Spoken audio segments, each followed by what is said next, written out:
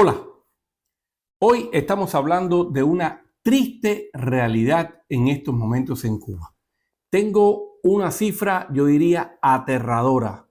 Una cifra aterradora que le da la prensa independiente, los medios independientes, las redes sociales y las denuncias que se hacen constantemente sobre esta realidad. Una cifra aterradora en un país donde hasta el momento se hablaba incluso de tranquilidad, de todo estaba perfecto, un país en calma donde no había violencia. Una cifra que revela la situación de la criminalidad en Cuba. Estamos hablando de 6 personas, 6 cubanos a los que han agredido, a los que han recibido algún tipo de ataque, agresión, de 6 cubanos entre muertos y 6 cubanos que en estos momentos también estarían en una situación de salvar su vida, a ver cómo pueden salvar su vida. La cifra de estos 6 cubanos es en apenas las últimas horas. 6 cubanos que han sido víctimas de la violencia en la isla. 6 cubanos de los que estaremos hablando hoy de alguna manera u otra con información detallada en este canal de YouTube. Un canal de Rolando Nápoles, el periodista y productor de televisión, que les agradezco una vez más la confianza, el cariño, el apoyo que me han dado. Les agradezco una vez más que se suscriban, que compartan esta información, que comenten lo bueno y lo malo, que siempre estamos recibiendo sus comentarios. Pero además les pido ahora que sigan conmigo para que conozcan qué es lo que está pasando en una de las provincias cubanas donde esa revolución, dice, tiene más confianza de su apoyo.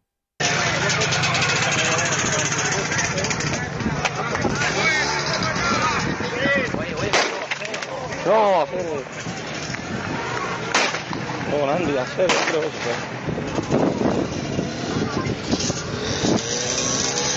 Por cierto, les comento que esta situación de los 6 cubanos que en estos momentos, entre muertos y algunos que pudieran estar intentando ver cómo pueden salvar su vida después de esta agresión, ocurren en nada más y nada menos que una provincia, yo diría que en estos últimos tiempos, en las últimas horas, está dando mucha información en este sentido.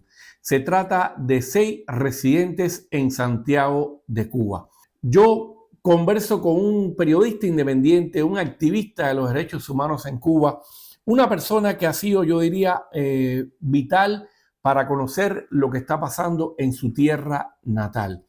Hoy converso con Yosmani Mayeta, quien desde Washington nos explica lo último que conoce, lo último que está recibiendo en su página de Facebook sobre estos casos que están pasando en estos momentos en Santiago de Cuba. 2 señores en Palma Soriano decidieron ajustar cuentas. Uno fue lamentablemente asesinado y otro perdió varios dedos de la mano. El asesinado le dieron primeros auxilios en el policlínico de Palma Soriano, pero tras rebasar ese socorro, ese auxilio que le dieron los médicos, decidieron trasladarlo al hospital provincial Saturnino Lora. Y según me cuentan, ya en el horario de la madrugada, falleció. ¿Cómo se llamaba el señor? Acá lo tengo. Norge Hernández Matos. Este señor Palmero falleció. También en mi propia localidad de Altamira, nuevamente, la violencia anoche se hizo presente, principalmente en calle G, entre calle 6 y calle 5. La víctima fue un joven de 19 años conocido como Joan Aguilera y reside ahí muy cerca del reparto el Ateneo en Santiago de Cuba. ¿Cómo pasó también? Eran 2 jóvenes, uno conocido como Junior, que es el agresor, el cual no ha sido todavía capturado. Tenía una vieja rencilla con Joan y allí se encontraron y pasó este lamentable suceso. Dicen que el cuerpo de Joan, aunque hay muchos rumores, los familiares aún no me han respondido, muchos dicen que había fallecido desde de las primeras horas de la noche cuando pasó, a eso de las 10:30, 11 de la noche, fue que pasó, lo trasladaron hacia el Hospital Militar Joaquín Castillo Duani, que es el más cercano a la localidad de Altamira, y habían dicho que falleció. Otras personas que no, que estaba en el salón de operaciones, pero hasta ahora, hasta este horario que tenemos, aún sus familiares no me han confirmado si verdaderamente falleció o si permanece con vida luchando por su vida. Y en esta conversación que tuve con Yosmany Mayeta, periodista independiente, también activista por los derechos humanos en Cuba, él me comenta desde Washington, él está exiliado en Washington, él me comenta que incluso en las últimas horas ha recibido videos e información que yo me imagino que a él le cueste mucho trabajo de alguna manera publicarla, porque dice que hay una crudeza en las imágenes que ha recibido en este sentido. Y él me cuenta que es una muestra de cómo ese Santiago está realmente muy complicado con el tema en las últimas horas de los casos, de los índices de criminalidad en esa provincia del oriente del país. Y también anoche recibí unas imágenes de un señor en la propia localidad de Altamira conocido como Mundito, un joven alcohólico que apareció con el cuchillo en el cuello en la propia localidad de Altamira, donde es en Callejón Moreno y calle 15 del reparto Luis Danet. Ahí muy cerca también de la sede de la Unión Patriótica de Cuba del líder José Daniel Ferrer. Es lamentable, es triste ver estas imágenes como este joven santiaguero conocido como Mundito fue montado en el carro que lo llevó al hospital, aún como una escena de horror con el cuchillo clavado en su cuello. Mayeta, en nuestra conversación nos comentaba que cómo está esa Santiago de Cuba que él dejó ya hace algunos años cuando se exilió aquí en Estados Unidos. Reitero, él vive en Washington. Él dice que esa ciudad está hoy mucho más, es una provincia, un Santiago mucho más deteriorado. Sabemos incluso en los últimos días hubo el asesinato de 2 custodios en Contramaestre, algo que obligó incluso al régimen cubano a hablar de ese tema, lo llevó incluso a un debate en Barrio Debate, ahí en la zona, porque evidentemente fue algo, yo diría, tan sonado y tan mediático que asesinaran a 2 custodios en una empresa de ganadería de Contramaestre en Santiago de Cuba. Y evidentemente todo eso llevó a que el régimen cubano intentara ver de qué manera en el barrio no ocurrieran esas cosas.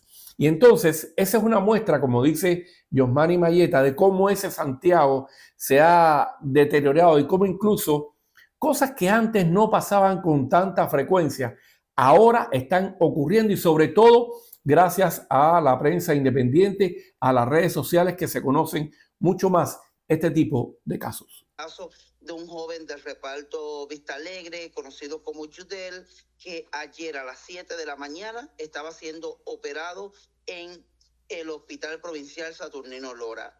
La noche anterior iba caminando de regreso a su casa y sin embargo no se conoce quién le dio varias puñaladas, una en el cuello también, y el joven ayer ha sido operado en el Hospital Provincial de Santiago de Cuba, pero gracias a Dios permanece con vida. Ayer también fue enterrado un joven del Cobre que se llama Daniel Veranes. Este joven padre de 2 niños menores estaba en una fiesta del verano ahí en su poblado natal y tristemente fue asesinado. Es así, la violencia en Santiago de Cuba deja mucho que desear y los mandamases siguen en silencio sin hacer nada.